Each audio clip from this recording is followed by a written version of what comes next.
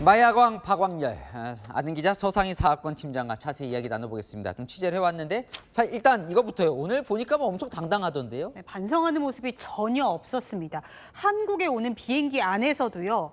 수갑 풀고 가면 안 되냐 요구하기도 했고요. 공항에 도착해서도 마스크 등으로 얼굴을 가려달라고 하지도 않고 언론 취재진을 노려봤습니다. 수갑을 차고 삿대질을 하기도 했는데요.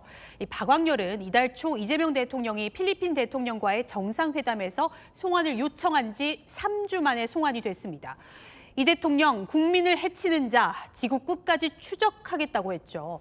교민을 살해하고 감옥에서도 마약을 유통시킨 죄를 단죄하겠다는 건데 오늘 청와대 관계자는 해외에 숨어있는 범죄자라도 반드시 대가를 치르게 한다는 의지를 보여준 것이라고 설명했습니다. 네, 그렇게 데리고 왔는데 또 박광렬이 다시 필리핀으로 돌아갈 수도 있다. 이런 무슨 말이에요? 이게 박광렬이 임시 인도 형식으로 한국에 왔기 때문입니다. 신병이 완전히 한국으로 넘어온 게 아닙니다.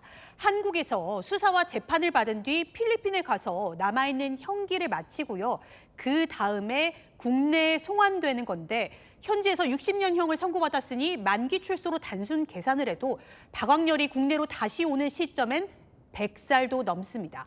우리 법무부는요. 필리핀 정부와 추가 협의를 해서 임시 인도 기간을 연장하고 필요하면 완전 인도도 협의하겠다는 입장입니다. 사실 이제 현재 머물고 있는 거에 이제 우리 국민들이 좀 분노했던 게 현지에서 워낙 이 VIP처럼 편하게 생활한다 이런 거에 알려지면서부터예요. 맞습니다. 박광렬이 한때 수감됐던 교도소 이름이 뉴 빌리비드 교도소인데요. 휴대전화는 물론이고요. 스파, 테니스까지 즐길 수 있었다고 합니다. 제가 필리핀 수사기관이 당시 2014년에 교도소를 급습할 자료를 좀 찾아봤는데 방에 에어컨까지 딸려있는 빌라 형태도 있었고요.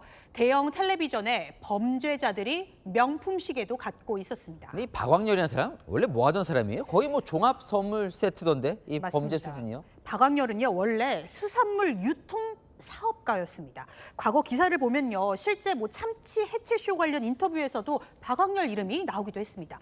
그러다가 사업이 기울자 1조 원대 다단계 사기 모집책으로 활동하다가 필리핀으로 도주를 합니다. 2016년엔 필리핀에서 한국인 3명을 살해하는 범죄를 저질렀죠. 이후에는요. 2차례나 탈옥을 했고요. 동남아에서 만든 마약을 대규모로 국내로 유통하며 감옥송 마약왕으로 군림해 왔습니다. 야, 그러다 어떻게 드러나게 된 거예요, 이 마약왕은? 국내 최대 마약 공급망 이른바 바티칸 킹덤 조직원들이 대거 검거되면서 꼬리가 밟혔습니다. 수사를 개시했던 경찰에 당시 물어보니 이들이 가리킨 건 마약을 공급한 우리 위에 진짜 공급 상선이 있다 이렇게 진술했다고 합니다.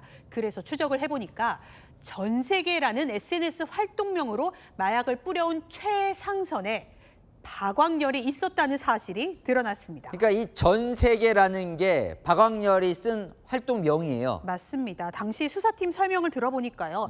마약 유통책들 사이에서는 이 전 세계 모르면 간첩일 정도로 유명한 존재였다고 합니다. 당시 유통책이요.